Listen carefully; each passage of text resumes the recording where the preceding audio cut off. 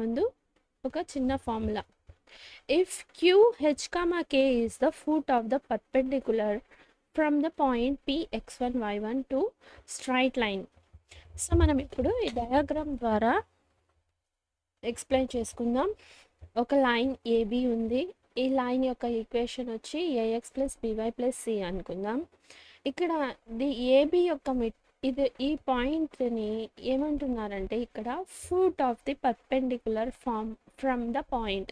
So ఈ point దగ్గర నుంచి కరెక్ట్గా మిడిల్లో 90 degrees ద్వారా ఫామ్ అయిన దాన్ని ఇక్కడ ఫుట్ ఆఫ్ ద పర్పెండిక్యులర్ అని చెప్తున్నారనమాట. సో ఇప్పుడు మనం ఫుట్ ఆఫ్ ద పర్పెండిక్యులర్ యొక్క పాయింట్ని ఫైండ్ అవుట్ చేయాలంటే ఈ ఫార్ములాని యూజ్ చేసుకుంటాం. సో హెచ్ వచ్చి హెచ్ మరియు ఎక్స్ వేరియబుల్ A/A ఈ టర్మ్లో నుంచి ఈ formula K - y1/b -AX1 + BY1 + C / A² + B². So ఈ ఫార్ములాని యూజ్ చేసుకొని మనం ఫుట్ పాయింట్ యొక్క పాయింట్ని foot of the perpendicular line యొక్క పాయింట్ని మనం ఫైండ్ అవుట్ చేస్తాము. Find the equation. సో మనం ఇప్పుడు ఫోర్త్ పాయింట్ని ఈ దీంతో కంపేర్ చేద్దాం. Find the equation. So find the coordinates of the foot of the perpendicular. Coordinates, so ఇక్కడ QH, K కోఆర్డినేట్స్ అంటే H, K.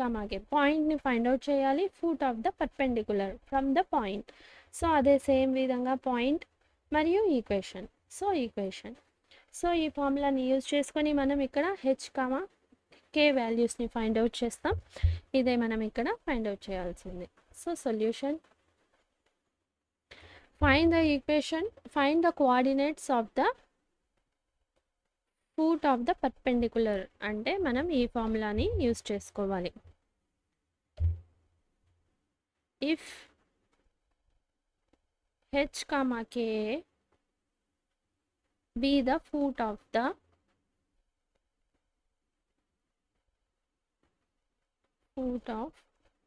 perpendicular from the point -1, 3 to the line. ఈ line నుంచి కాబట్టి 3x - 4y - 16 = 0.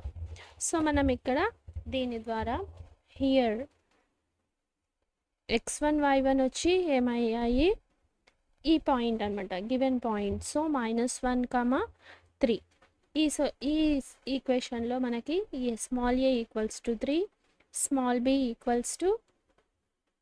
-4, small c = -16. Plus c కదా ఉంటుంది, so -16. So మనకి then మన formula use చేసుకోవాలి కదా. సో దెన్ ఫార్ములా ఏంటి, H - x1/a = K - y1/b = -AX1 + BY1 + C / A² + B². So ఇదన్నమాట ఫార్ములా. సో మనం ఇప్పుడు ఈ ఫార్ములాలో సబ్స్టిట్యూట్ చేద్దాం. H - x1 - -1, so -1 H/A3 = K - 3/-4. అదేవిధంగా ఇక్కడ -A3 x - 1 plus b -4 y1 ఎంత 3 ప్లస్ -16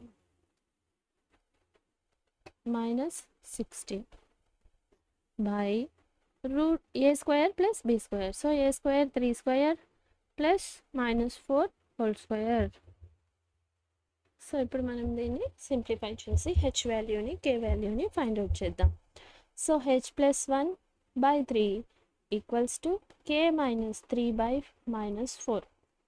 సో ఇప్పుడు ఇక్కడ చూడండి, -3 4 3 14 -14 -16 మొత్తం టోటల్ మనం యాడ్ చేసుకుంటే మైనస్ ఆఫ్ 31 వస్తుంది. సో అన్నిటికీ మైనస్ ఉంది 31. సో ఇక్కడ 3 square 9 square 4 square 16 9 plus 16 25. So ఇప్పుడు ఇది మైనస్ ఆఫ్ మైనస్ ప్లస్ అయిపోతుంది.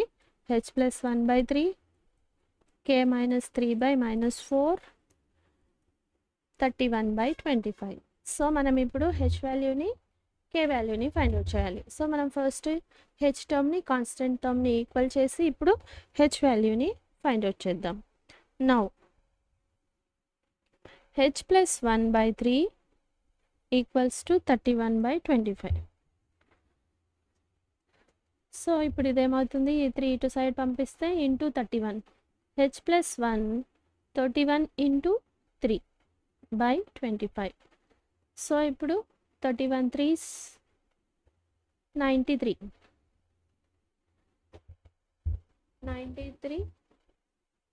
ఒక నిమిషం ఇది రాసుకోవాలి కదా. ఎంప్లాయీస్ హెచ్ ఈక్వల్స్ టు ఈ ప్లస్ 1ని ఈక్వల్కి రైట్ సైడ్ పంపిద్దాం. అప్పుడు ఇదేమవుతుంది, మైనస్ అవుతుంది. సో ఇది 31 3s 93/25 మైనస్ 1. సో ఇప్పుడు మనం ఎల్సిఎం తీస్తే h equals to 93 minus 25/25. So 93లో నుంచి 25 పోతే h equals to 68/25.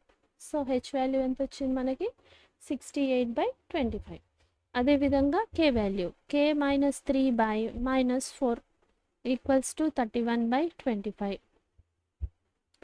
K minus 3 ఈ -4ని ఈక్వల్కి ఇటు సైడ్ పంపిద్దాం. 31 into -4 equals to 25. So 31 4s 4 1s 4 4 3s 2 1. So 120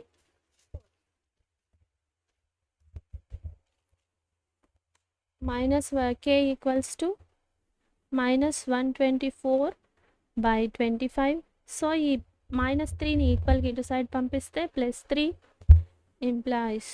so మళ్ళీ ఎల్సిఎం తీస్తే -124 ప్లస్ 25 3s ఎంత, సో ఇక్కడ 1 ఉంది. సో 23తో మనం ఇక్కడ 25 మల్టిప్లై చేయాలి. 25 5 75 3s. సో 25. సో ఇప్పుడు మనకి k equals to minus of big నెంబర్కి మైనస్ ఉంది. So 124 minus 75 49 25. సో ఇది కే వాల్యూ. సో మనం ఇక్కడ ఫైండ్ అవుట్ చేసేసామా foot of the perpendicular h comma కేని. So therefore the foot of the perpendicular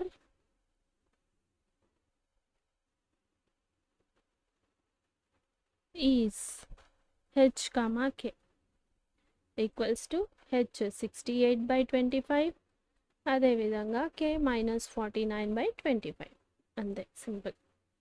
so this is the foot of the perpendicular line. If you have any doubts you can ask in comments. So